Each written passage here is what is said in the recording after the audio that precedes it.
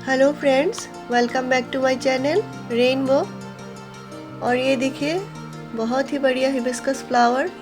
तो फ्रेंड्स, आज मैं जो फर्टिलाइज़र के बारे में बताने जा रही हूँ, ये बहुत ही बढ़िया फर्टिलाइज़र है हिबिस्कस के लिए। और इस फर्टिलाइज़र से हिबिस्कस में बहुत सारा फ्लावर भी आएंगे और प्लांट भी बहुत ही बढ़िया ग्रोथ भी होगी। और आप इस फर्टिलाइज़र को सारे साल भर यूज़ कर सकते हैं। तो मैं इस फर्टिलाइज़र को अपने हिबिस्कस प्लांट में यूज़ करती हूँ और दूसरे प्लांट में भी यूज़ करती हूँ। और इस फर्टिलाइज़र को यूज़ करने से मेरे प्लांट में बहुत ही बढ़िया ग्रोथ आई है और फ्लावर्स भी आ रहे हैं। तो मुझे लगा इस फर्टिलाइज़र को आपको शेयर करना चाहिए। तो मेरे प्लांट में जो न्यू शूट्स आए हैं और ग्रोथ हुई है, ये मैं आपको दिखा रही हूँ फ्रेंड्स। ये जो प्लांट है मैं 6 महीने पहले लाई थी और इसमें सिर्फ 3 ही स्टेम्स थे, लेकिन वो भी बहुत ही लेगी स्टेम्स थे। तो अगर आपका प्लांट भी ऐसा ही है, बहुत ही लंबे लंबे पतले पतले हैं और इसकी ग्रोथ भी बहुत ज़्यादा नहीं हो रही है और पत्तियाँ भी बहुत ही कम है, फ्लावर्स नहीं आ रहे हैं, तो ऐसे हिबिस्कस प्लांट में ये फर्टिलाइज़र बहुत बढ़िया काम करता है। और ये मेरा और एक प्लांट है जो छोटा सा था और इस प्लांट में फ्लावर मतलब बहुत ही कम आते हैं। तो मैंने इस फर्टिलाइज़र को यूज़ करना स्टार्ट करा तो इसमें बहुत सारी पत्तियां भी आई और न्यू ग्रोथ भी हो रही है और इस प्लांट में फ्लावर्स भी आ रहे हैं और ग्रोथ भी हो रही है। तो फर्टिलाइज़र को काम करने में थोड़ा टाइम तो लगता ही है। तो ये फर्टिलाइज़र एक ऐसा फर्टिलाइज़र है जिसमें नाइट्रोजन भी है और पोटेशियम भी है। तो आप इसे किसी भी प्लांट में दे सकते हैं, लेकिन इसमें फॉस्फोरस नहीं है। तो ये हिबिस्कस के लिए बहुत ही बढ़िया फर्टिलाइज़र है, क्योंकि हिबिस्कस में फॉस्फोरस का इतना ज़्यादा ज़रूरत नहीं होती। तो इसमें 13% नाइट्रोजन है और 45% पोटेशियम है। तो ये एक केमिकल फर्टिलाइज़र है। तो आप इस फर्टिलाइज़र को अपने प्लांट के ऊपर स्प्रे कर सकते हैं।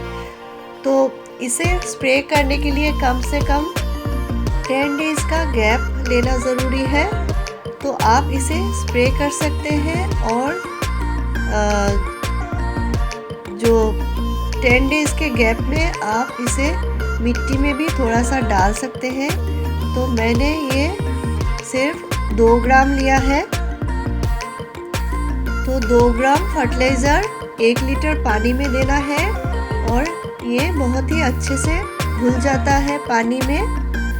और इसे अपने पूरे प्लांट में स्प्रे करिए, लेकिन जब धूप हो तब ना करें, शाम के टाइम यूज़ कर सकते हैं 3-4 बजे। तो इसे यूज़ करने से बहुत ही बढ़िया रिज़ल्ट मिलने वाला है आपको। और ये हिबिस्कस प्लांट में बहुत ही ज़्यादा फ्लावरिंग भी लाती है और प्लांट की ग्रोथ भी होती है। तो इसके जो बेनिफिट्स हैं ये है, आप किसी भी प्लांट में यूज़ कर सकते हैं, आपके वेजिटेबल प्लांट्स में भी यूज़ कर सकते हैं। तो केमिकल फर्टिलाइज़र है, आप अगर ना करना चाहें तो भी कोई बात नहीं, लेकिन फ्लावर पाने के लिए या प्लांट के ग्रोथ के लिए आप अपने सभी प्लांट में यूज़ कर सकते हैं। और शाम के टाइम यूज़ करना है और आप साल भर इसे यूज़ कर सकते हैं।